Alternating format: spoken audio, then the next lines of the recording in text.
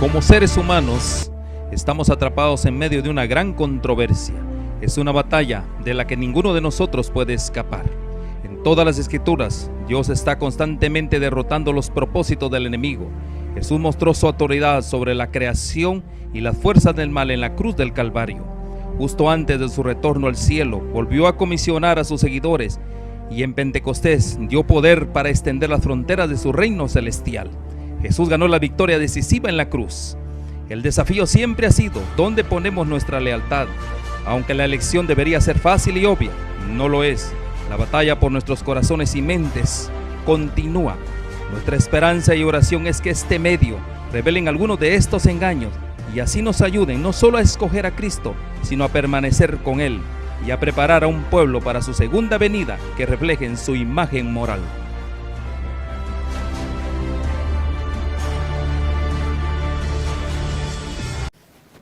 Bienvenidos a su programa Una Iglesia para el Fin del Tiempo. Ayer comenzamos con la historia del pueblo de Dios. Hoy vamos a ver la historia del pueblo de Dios, pero nos vamos a enfocar en el tiempo de Jesús, porque es muy importante entender cómo Jesús vivió dentro del judaísmo y qué fue lo que hizo, cómo hizo un movimiento dentro del judaísmo. Y vamos a aprender muchas cosas interesantes que nos dice la palabra de nuestro Dios. Pero si vamos a abrir la palabra de nuestro Dios, tenemos que encomendarnos a Él. Tenemos que pedir que Él nos dirija con su Santo Espíritu. Les invito para que oremos. Nuestro Dios y Padre, muchas gracias te damos por tus bondades y misericordias, por darnos tu palabra, y ahora queremos que a través de ella tú nos hables por la influencia del Espíritu Santo. Acompáñanos en este estudio para que podamos comprender los tiempos que Jesús vivió y saquemos enseñanzas para el pueblo de Dios que ha de vivir en este fin del tiempo, para su iglesia. Padre, acompáñanos y bendice a cada televidente y radioescucha para que ellos reciban también bendición a través de tu palabra. Te lo pedimos en el nombre de Jesús. Amén, amén y amén. Muy bien, hoy vamos a ver la historia del pueblo de Dios en tiempos de Jesús. En el programa de ayer vimos la segunda parte de la historia del pueblo de Dios en general.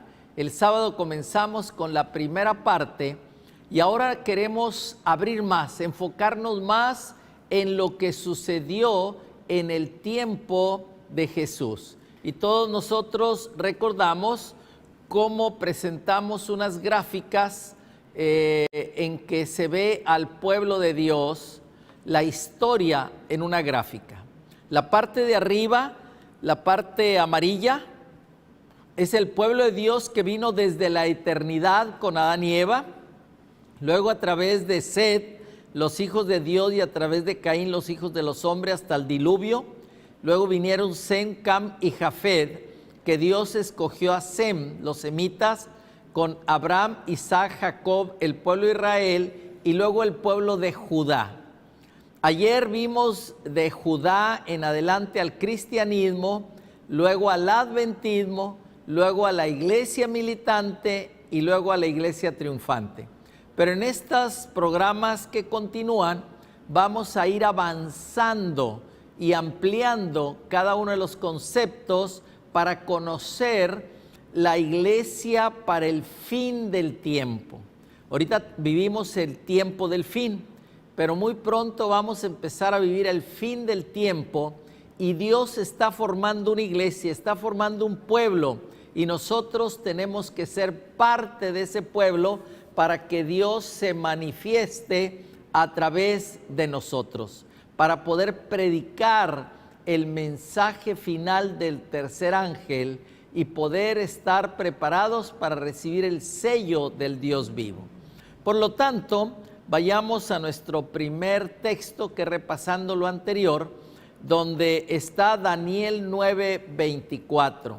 Dice así del pueblo de Judá: 70 semanas están determinadas sobre tu pueblo y sobre tu santa ciudad, para terminar la prevaricación, poner fin al pecado, expiar la iniquidad, traer la justicia perdurable, sellar la visión y la profecía y ungir al santo de los santos. Aquí precisamente se le está diciendo a Daniel que 70 semanas tenía el pueblo de Dios, que ya lo estudiamos, eran por 7, serían 490 días. Con la fórmula día por año son 490 años, desde el año 457 hasta el año 27, las 62 y 7, 69 semanas, y la última semana comenzó en el año 27 y terminó en el año 34, aunque Jesús terminó su obra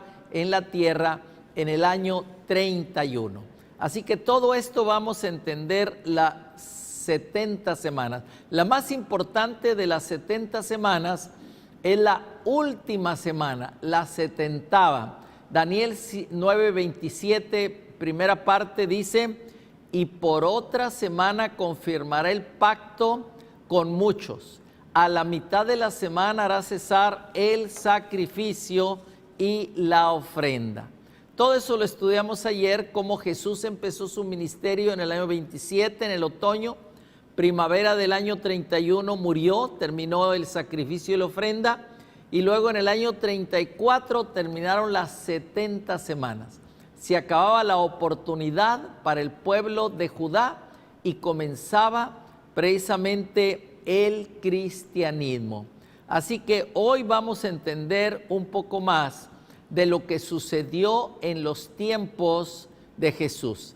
Y vamos a un versículo del Evangelio de San Marcos para que entendamos cuál es lo que se dijo cuando vino Jesús. Dice: el tiempo se ha cumplido y el reino de Dios se ha acercado. Arrepentíos y creer en el Evangelio. Ahí estaba precisamente Juan el Bautista diciendo que se había cumplido el tiempo, que Jesús venía, el tiempo había cumplido. Así, arrepentíos y creed en el Evangelio. Él estaba predicando un mensaje de arrepentimiento. Así que es muy importante que entendamos que todos los tiempos de Dios se van cumpliendo al pie de la letra. Dice también: mas venido el cumplimiento del tiempo, Dios envió a su Hijo. Todo lo que sucedió en los tiempos de Jesús había sido profetizado en el Antiguo Testamento. Por eso nosotros no podemos entender el Nuevo Testamento sin el Antiguo Testamento, para que podamos en realidad entender, por ejemplo, el libro de Apocalipsis, que está lleno de símbolos. Si no tenemos el Antiguo Testamento que nos explique los símbolos, pues no le vamos a entender. Pero cuando tenemos el Antiguo Testamento y hallamos los símbolos, vamos a entender el Apocalipsis. Para muchos dicen: no, el Apocalipsis es un libro sellado, cerrado, eso no podemos entenderlo. Claro que podemos entenderlo, pero necesitamos partir del Antiguo Testamento para que podamos entonces comprender los símbolos y la figura y podamos entender el mensaje que Dios nos quiere dar a través del libro del apóstol y profeta San Juan, el Apocalipsis, que significa revelación. Así que vamos a ver sobre el ministerio que precedió al de nuestro Señor Jesús, el ministerio de Juan el Bautista. Y vamos a Mateo 3, versículos del 1 al 3. Ahí está. Dice: en aquellos días vino Juan el Bautista predicando en el desierto de Judea y diciendo: arrepentíos, porque el reino de los cielos se ha acercado. Pues este es aquel de quien habló el profeta Isaías cuando dijo: voz del que clama en el desierto, preparad el camino del Señor, enderezad sus veredas. Aquí está Juan Bautista cumpliendo la profecía de Isaías. Fíjense nomás qué interesante. Ya Isaías había profetizado no solo el Mesías, sino del que iba a preparar el camino del Mesías. Y ese era su primo hermano, Juan el Bautista. Y estaba precisamente en el desierto de Judea, donde ahí estuvo también el profeta Elías. Así que es interesante ver el paralelismo entre el profeta Elías y Juan el Bautista, que Jesús habló que era el Elías que iba a venir y que vamos a estudiar en este tema. Así que la voz que clama en el desierto, o sea, Juan vivía precisamente en el desierto. Él era un sacerdote, era hijo de sacerdote, era levita, pero él no se educó con los levitas, él no sirvió como levita, él fue un levita que fue un laico prácticamente, una persona que no quiso mantenerse en el sistema, sino que empezó a seguir la voluntad de Dios. Ya el ángel le había dicho a su padre Zacarías que iba a tener el espíritu de Elías y que iba a ser diferente. Así que Dios lo preparó para una obra muy, pero muy importante de preparar el camino del Mesías, el camino de Cristo Jesús. Pero veamos ahora qué nos dice el Evangelio de Mateo, capítulo 1, Marcos, capítulo 1 y verso 9. Dice: aconteció en aquellos días que Jesús vino a Nazaret de Galilea y fue bautizado por Juan en el Jordán. Ahora llegaba el momento que Juan estaba esperando. Él no sabía, no conocía a Jesús, en realidad, aunque eran primos, pero no sabía cuándo iba a aparecer. Pero Dios le había dicho que le iba a mostrar quién era. Así que de pronto aparece Jesús y va para ser bautizado de Juan.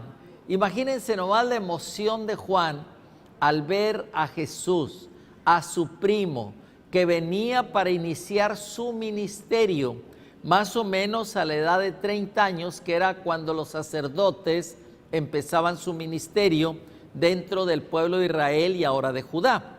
Así que ahora llega con él y le pide que lo bautice. Y ahí Juan empezó a entender todo el plan de nuestro Dios. Vamos ahora a consultar el Evangelio de Mateo, capítulo 4, versos 12 y 17.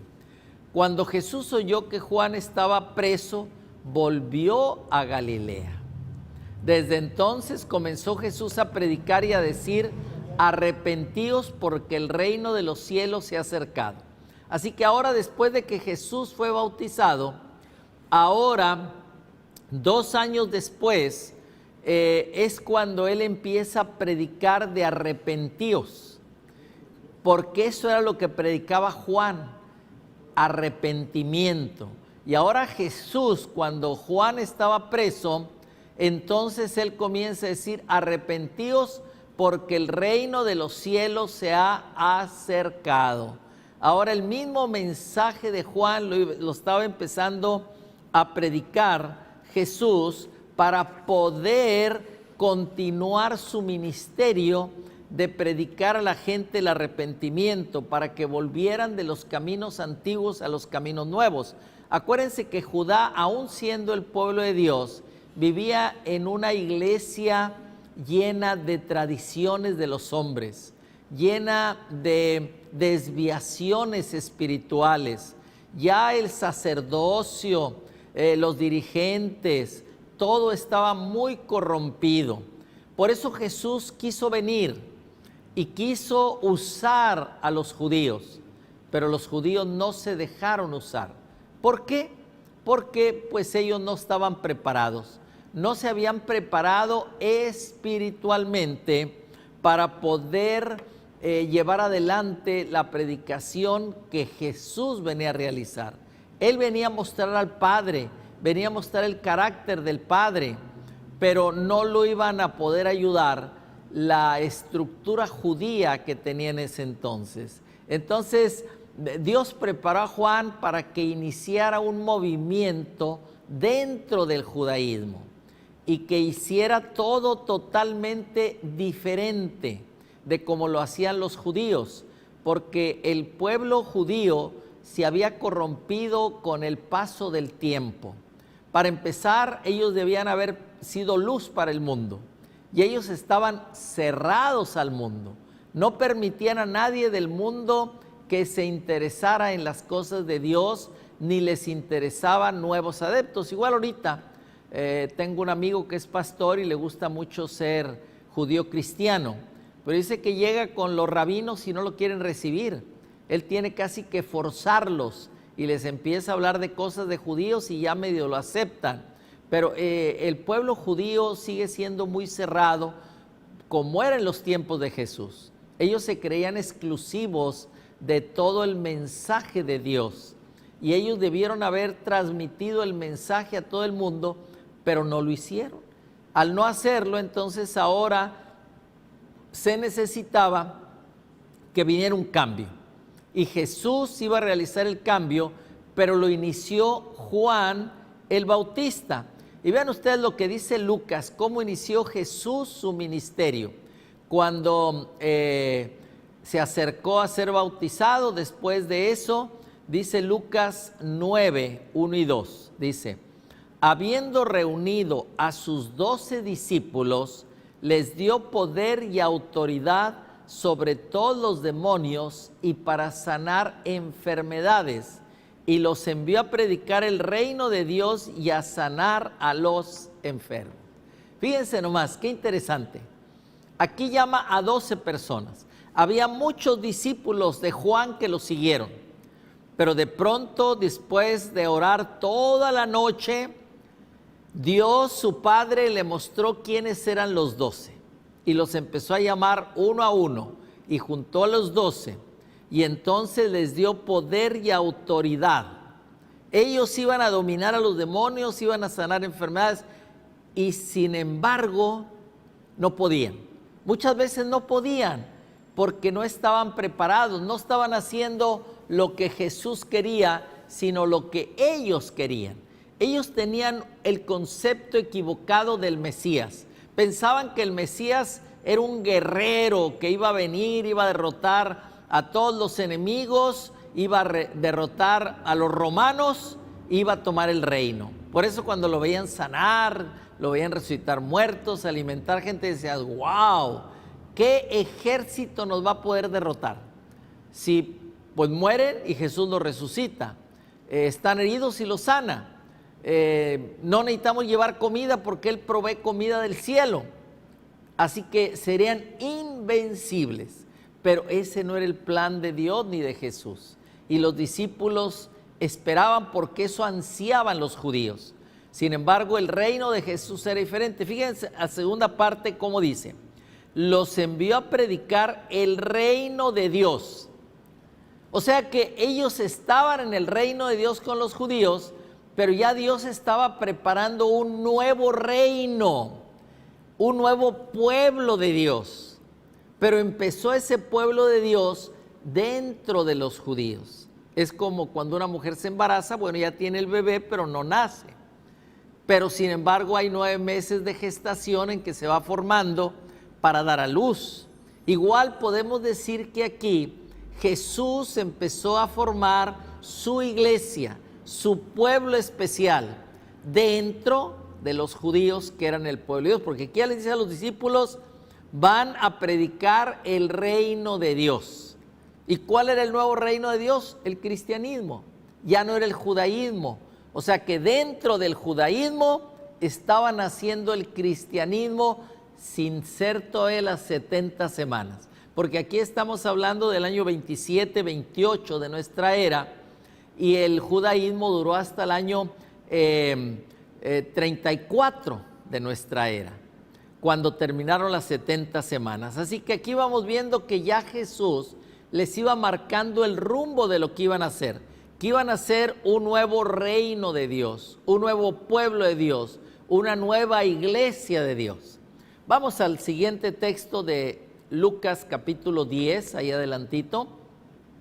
Y ahí nos dice, después de estas cosas, designó el Señor también a otros 70, a quienes envió de dos en dos delante de él a toda ciudad y lugar a donde él había de ir. Vean ustedes cómo está haciendo su estructura organizacional de la nueva iglesia, del nuevo reino. Los va formando poco a poco. Y ahora dijo, bueno, 12 no bastan, ellos van a ir a predicar, pero hay alguien que tiene que ir antes a los lugares para preparar el camino. Así como Juan le preparó a Jesús, ahora necesitaba 70 que fueran de dos en dos para que luego los apóstoles llegaran a predicar.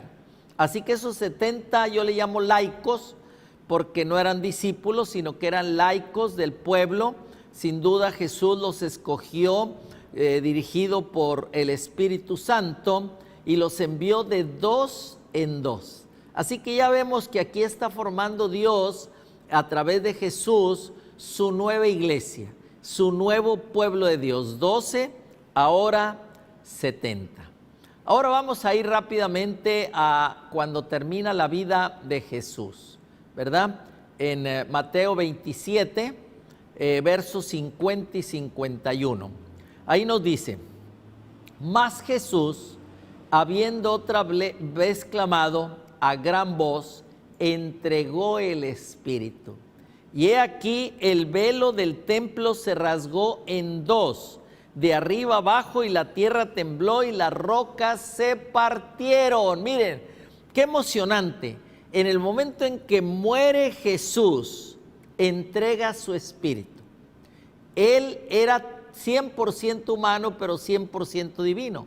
Entonces en su humanidad estaba muriendo, pero en su divinidad estaba entregando el espíritu, porque él podía entregarlo y podía volver a tomarlo cuando iba a resucitar, cosa que nosotros no podemos hacer, porque él se mantuvo sin pecado y era el Hijo de Dios.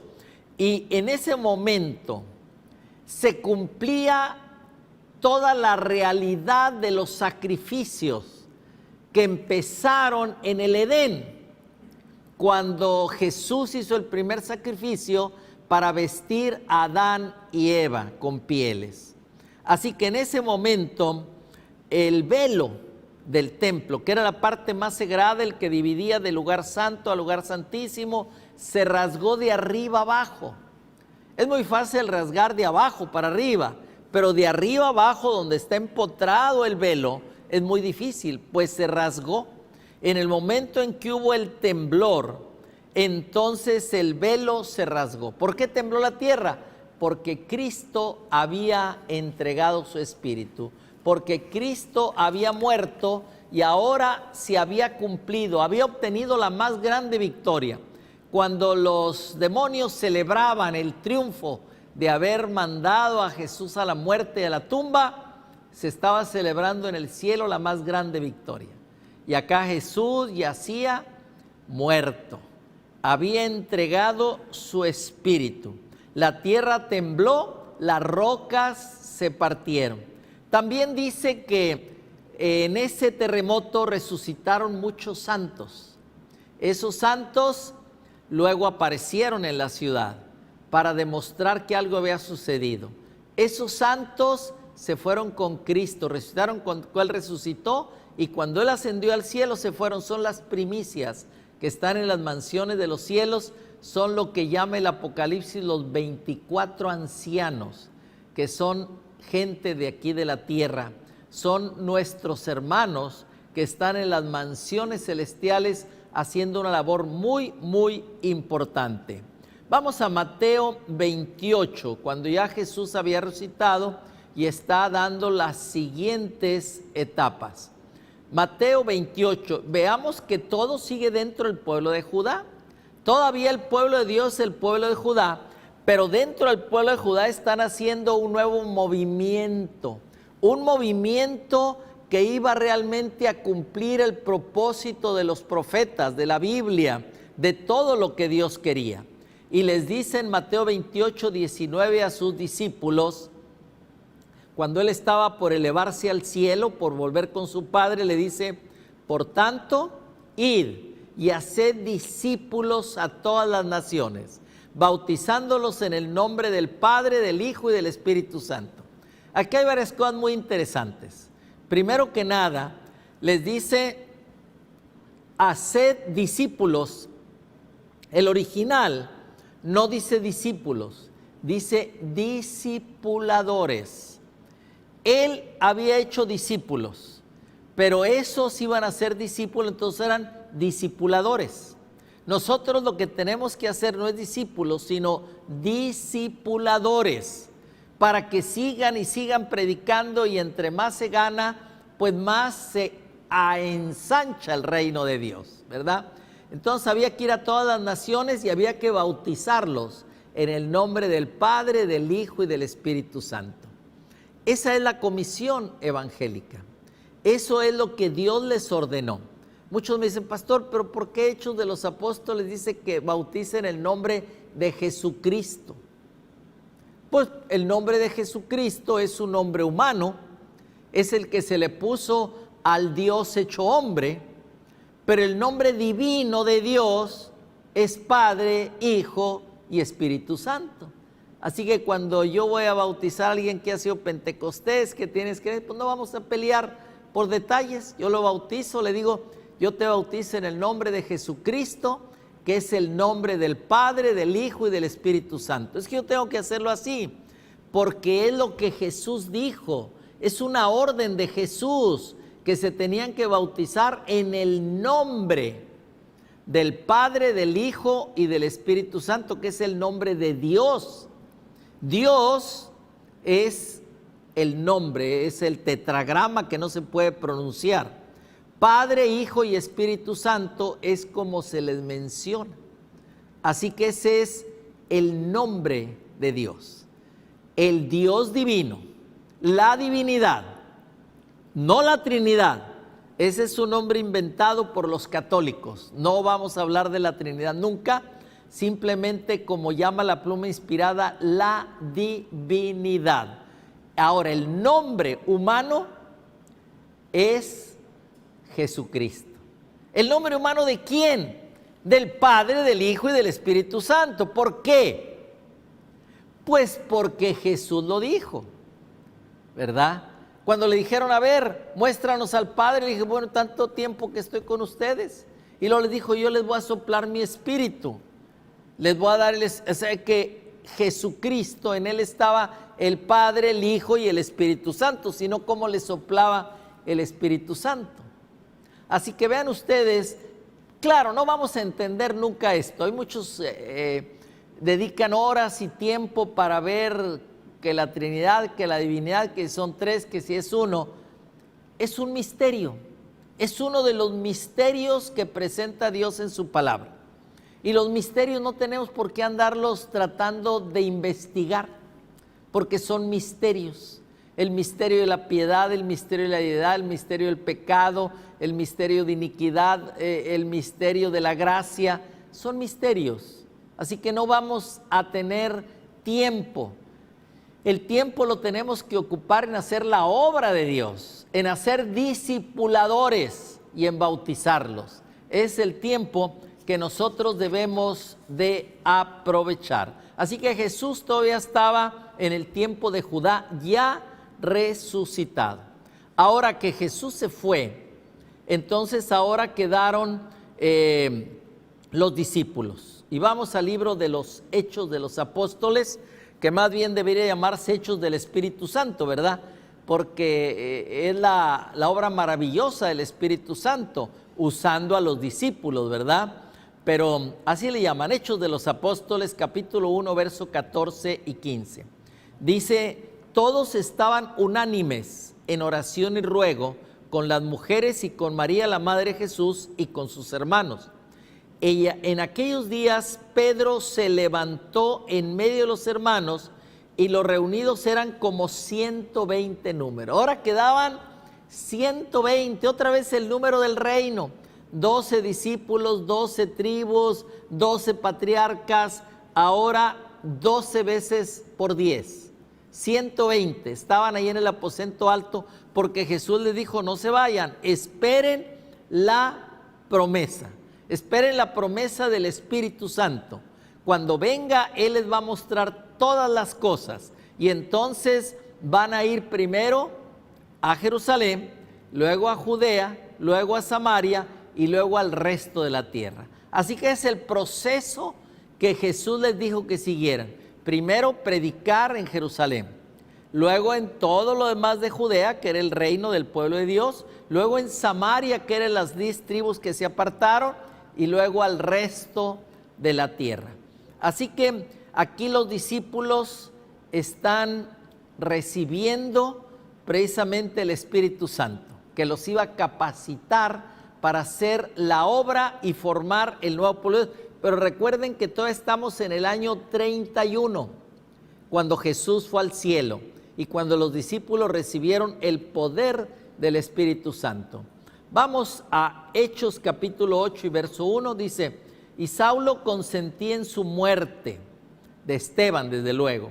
En aquel día hubo una gran persecución contra la iglesia que estaba en Jerusalén, y todos fueron esparcidos por las tierras de Judea y Samaria, salvo los apóstoles. Así que en realidad aquí terminaban las 70 semanas, año 34. Esteban es apedreado y entonces son esparcidos a Judea, a Samaria y a todos los seguidores. Pero los discípulos se quedaron en Jerusalén. Vamos a volver a recordar la gráfica que vimos ayer, cuando Jesús estuvo en nuestro mundo.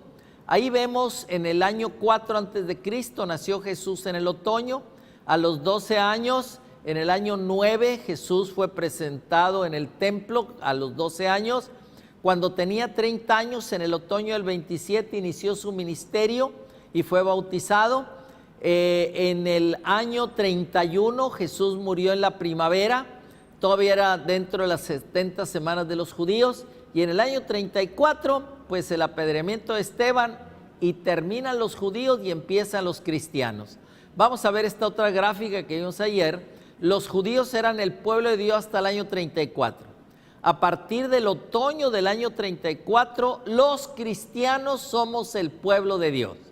Así que ahí podemos ver abajo, desde el año 27 de la última semana, los 7 días, hasta el año 34, vemos en el 31 el Pentecostés, el ministerio de Juan el Bautista en los primeros años. Jesús empieza desde el año 27 su ministerio y lo acelera cuando Juan muere en el año 29, y en el año 31 él muere, y luego 50 días después viene el Pentecostés, cumplimiento de otra fiesta ceremonial. Ahora venía precisamente el ministerio de los discípulos. Ya Jesús no estaba, ahora ellos eran los que iban a empezar a trabajar en la predicación del evangelio, en el engrandecimiento del reino, en ser discipuladores. Y desde luego ahora tenían el poder del Espíritu Santo. Vamos a ver algunas citas que nos da la pluma inspirada de Elena de White sobre Juan el Bautista. Decía a todas las gentes, página 79, veía que los hijos de su pueblo estaban engañados, satisfechos y dormidos en sus pecados. Anhelaba incitarlos a vivir más santamente. O sea, él veía la condición pobre y trataba de levantarlos.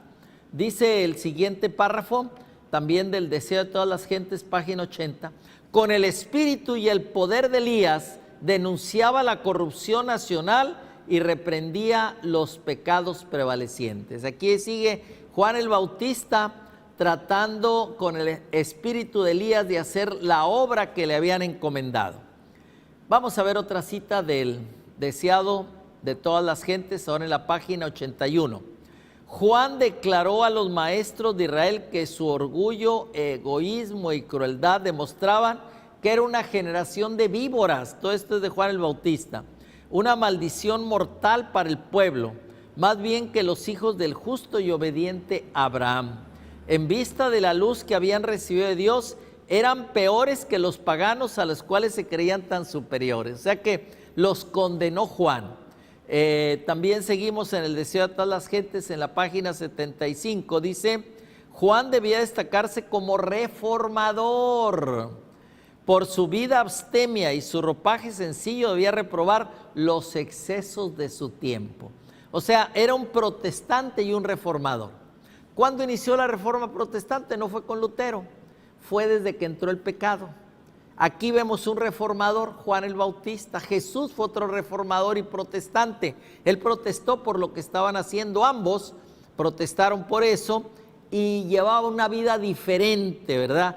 Una vida sencilla, de buena alimentación, de ropa sencilla, etcétera, y de predicación, de dedicar solo su tiempo a nuestro Dios. Vamos a seguir con el deseo a todas las gentes, página 64. Desde sus más tiernos años, el niño judío estaba rodeado por los requerimientos de los rabinos. Había reglas rígidas para cada acto, aún para los más pequeños detalles de la vida.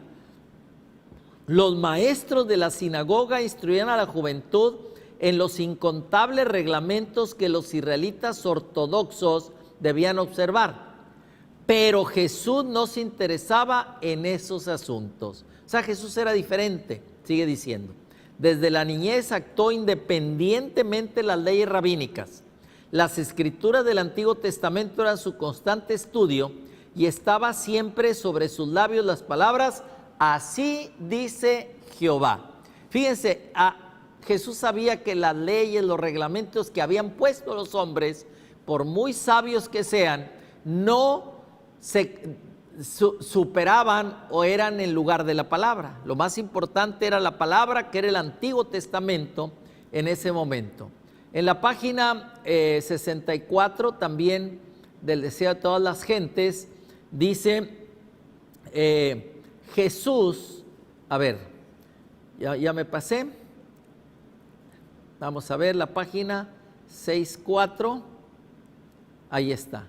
Jesús había venido para enseñar el significado del culto a Dios y no podía sancionar la mezcla de los requerimientos humanos con los preceptos divinos. Él no atacaba los preceptos ni las prácticas de los sabios maestros, pero cuando se le reprendía por sus propias costumbres sencillas, presentaba la palabra de Dios en justificación de su conducta. Qué bonito. No protestaba ahí abiertamente, pero él protestaba con su vida. Así tenemos que hacer. Vamos a ser reformadores protestantes por testimonio, ¿verdad?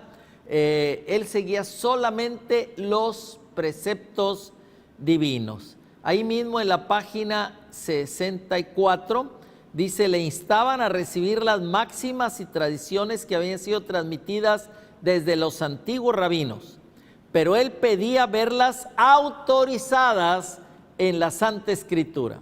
Estaba dispuesto a escuchar toda palabra que procede de la boca de Dios, pero no podía obedecer a lo inventado por los hombres. O sea, las reglas, los credos, las pólizas, las hacía Jesús a un lado, ¿verdad?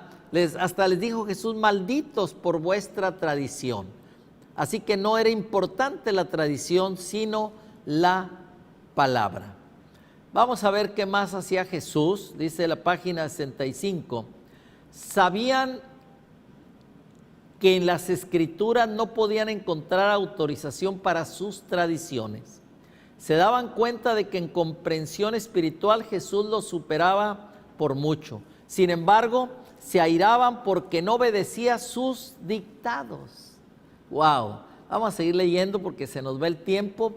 Deseo de todas las gentes, página 65. Cristo no era exclusivista y había ofendido especialmente a los fariseos al apartarse en ese aspecto de sus rígidas reglas. O sea, no le importaba ofenderlos, él lo que quería era hacer la voluntad del Padre. Sigue diciendo en la página 66, en su trato con los hombres no preguntaba: ¿cuál es vuestro credo? ¿A qué iglesia pertenecer? Ejercía su facultad de ayudar a favor de todos los que necesitaban ayuda. ¡Wow! ¡Qué emoción! Ahora no, ¿de qué iglesia eres? Para ver si te ayudo. ¿Qué es lo que tú crees? ¿Crees en la Trinidad? ¿Crees en esto? No, hermanos, hay que creer en Jesús, hay que seguir a Jesús, hay que aceptar a Jesús. No importa qué iglesia, no importa qué credo, pero debe estar basado en la palabra de nuestro Dios. Él era judío, pero no decía que era judío. Él simplemente decía que obedecía a su padre y seguía su palabra. Página 132. En la purificación del templo, Jesús anunció su misión como Mesías y comenzó su obra. O sea, su obra importante ya abiertamente fue cuando purificó el templo por primera vez. Vamos a ver otra cita de la página 198. Si los dirigentes de Israel hubiesen recibido a Cristo, los habría honrado como mensajeros suyos para llevar el evangelio al mundo. No hubieran necesitado 12 discípulos. A ellos fue dada primeramente la oportunidad de ser heraldos del reino y de la gracia de Dios. Pero Israel no conoció el tiempo de su visitación. Los celos, la desconfianza de los dirigentes judíos maduraron en abierto odio y el corazón de la gente se apartó de Jesús. Qué triste que los dirigentes judíos, que eran los que Dios pudo haber usado, pues no pudo ser usados, no aceptaron. Por eso Jesús tuvo que llamar gente común del pueblo, sin educación como la tenían los fariseos. En el página 199 dice: cuando los reformadores predicaban la palabra de Dios, no pensaban separarse de la iglesia establecida. Pero los dirigentes religiosos no quisieron tolerar la luz y los que le llevaban se vieron obligados a buscar otra clase que anhelaba conocer la verdad. Así que no usó la iglesia establecida, no usó el pueblo de Dios Jesús. Él usó a gente sincera y sencilla para formar su propia iglesia. Y fíjense cómo a veces nos dicen: pero ¿por qué cogen ustedes los diezmos, las ofrendas? Ustedes deben entregarlas al sistema, deben entregarlas a la iglesia organizada porque hay reglas, pero no están en la Biblia. Y si no están en la Biblia, pues yo no tengo por qué obedecerlas, ¿verdad? Traer los diezmos al alfolí. ¿Cuál es el alfolí? La iglesia local, la iglesia donde se reúnan, no en ninguna otra organización o conferencia, ¿verdad? Así que nosotros tenemos que hacer lo que nos indica Jesús y lo que hacía Jesús. Vamos a ver un ejemplo de lo que hacía Jesús con los diezmos, ver si Él los aceptaba, los diezmos y las ofrendas que en aquel entonces se llevaban al santuario y lo recibían los sacerdotes. Fíjense, Lucas 8:3. Juana, mujer de Chuza, intendente de Herodes y Susana, y otras muchas que le servían de sus bienes. O sea, ¿a quién le entregaban sus diezmos y ofrendas? A Jesús y a sus discípulos. O sea, Jesús hubiera dicho: no, espérense, no reciban, que se los lleven allá al sistema, que lo haga el sistema. Pero era un sistema corrompido. Y si estaba corrompido, pues no era correcto que recibieran lo que ellos no iban a usar correctamente. Así que Jesús aceptaba los bienes de las personas que querían dárselo. No los obligaba ni se los pedía. El Espíritu Santo le decía. Y fíjense, ¿saben quién era el tesorero? Decía a todas las gentes, página 664. Como tesorero, los discípulos, está hablando de Judas, estaba llamado a proveer a las necesidades del pequeño grupo y aliviar las necesidades de los pobres. ¿Qué hacía con los diezmos? Era para el sostenimiento de Jesús y los discípulos. ¿Qué hacía con las ofrendas? Eran para los pobres. Así que vean ustedes cómo Jesús no respetó las leyes judías con respecto a los diezmos y las ofrendas, porque no estaban haciendo buen uso de ellos. Cuando hicieron buen uso, Dios aceptó que lo manejaran, pero ahora no estaban haciendo buen uso, entonces era una emergencia. Vamos a ver ahora el ministerio de los discípulos. Dice el deseo de todas las gentes, página 759. Pero Cristo comisionó a sus discípulos para que proclamasen una fe y un culto que no encerrase idea de casta ni de país, una fe que se adaptase a todos los pueblos, todas las naciones, todas las clases de hombres. O sea, Cristo los comisionó para eso. Así que era importante saber que no había castas, países, fes, iglesias o ideas. Él aceptaba a todos. Vamos a la página 761 del Deseado. Así dio Cristo mandato a sus discípulos, proveyó ampliamente para la prosecución de la obra y tomó sobre sí la responsabilidad de su éxito. Mientras ellos obedeciesen su palabra y trabajasen en relación con Él, no podrían fracasar. O sea, les entregó el mando. Él ya se iba, así que les dio todo para que ellos siguieran con la obra de Jesús.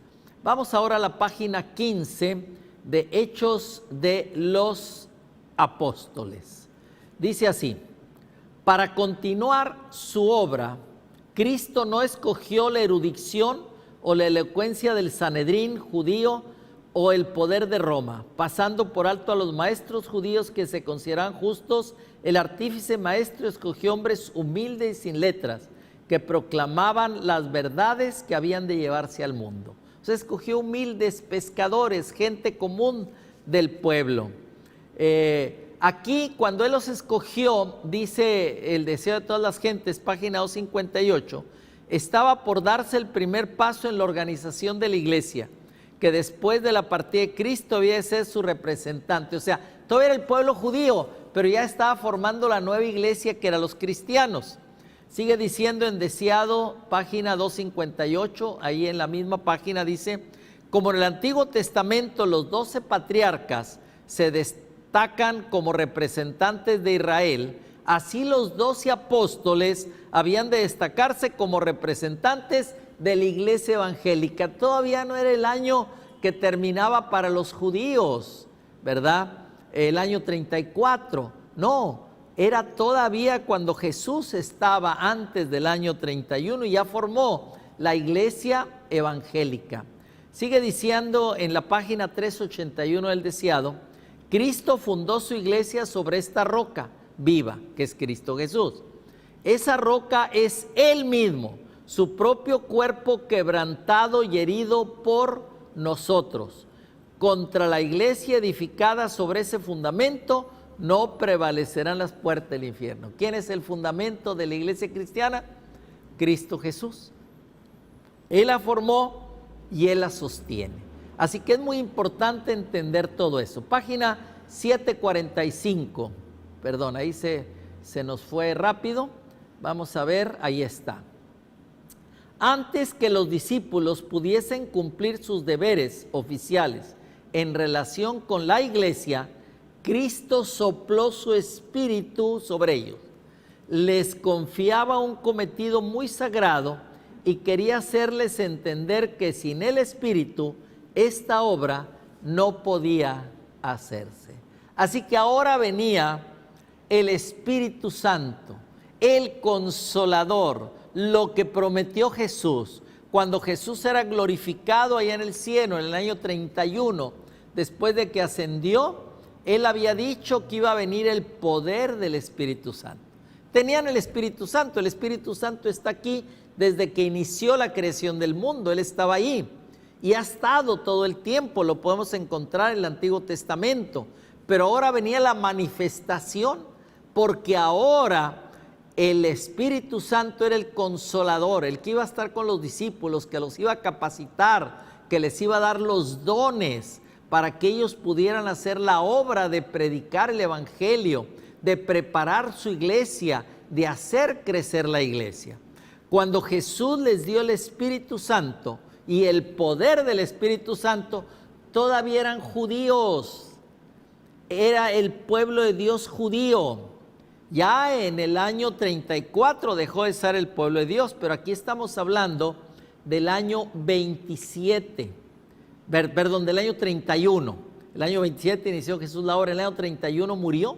Entonces estamos hablando del año 31, cuando Cristo muere y resucita y los prepara, les promete el Espíritu. 10 días después que se fue, a los 50 días que murió, reciben el poder del Espíritu Santo, la lluvia temprana que está a este tiempo y que está disponible para nosotros. Así que vamos a resumir aquí con esta gráfica, que es la última.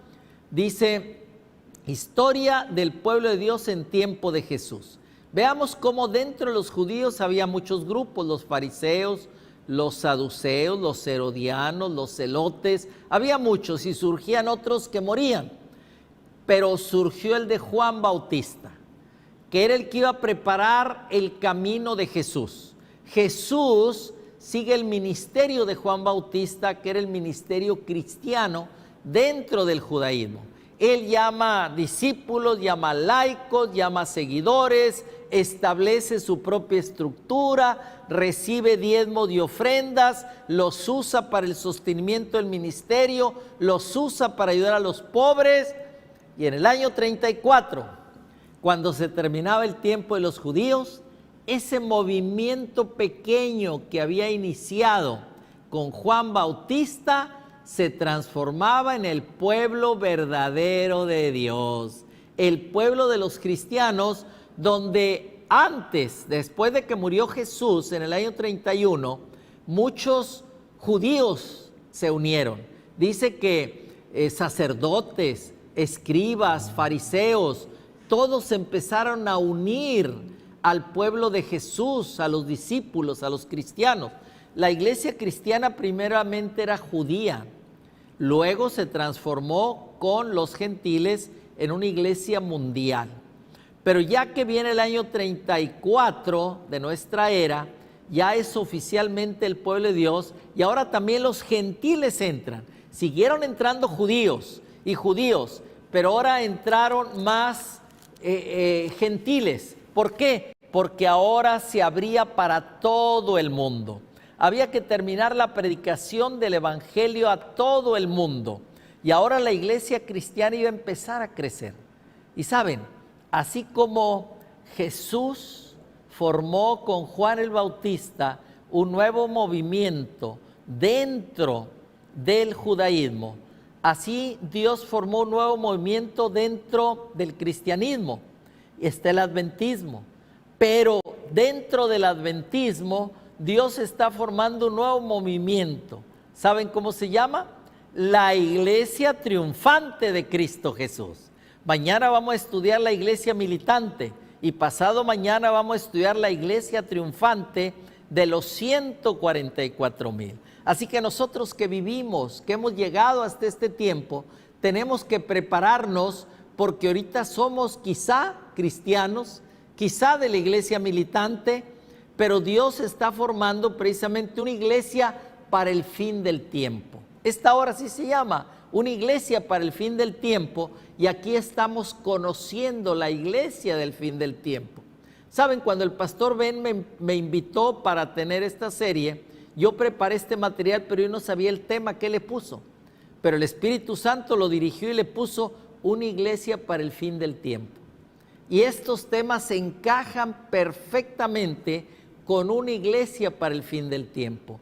No cabe duda de que Dios está dirigiendo con su Espíritu Santo este movimiento y estos programas. Por eso a mí me emociona entender cómo trabaja Dios y cómo trabaja el Espíritu Santo. Y yo quiero orar por usted que me está viendo, que nos esté escuchando, para que forme parte de la iglesia del fin del tiempo. Oremos.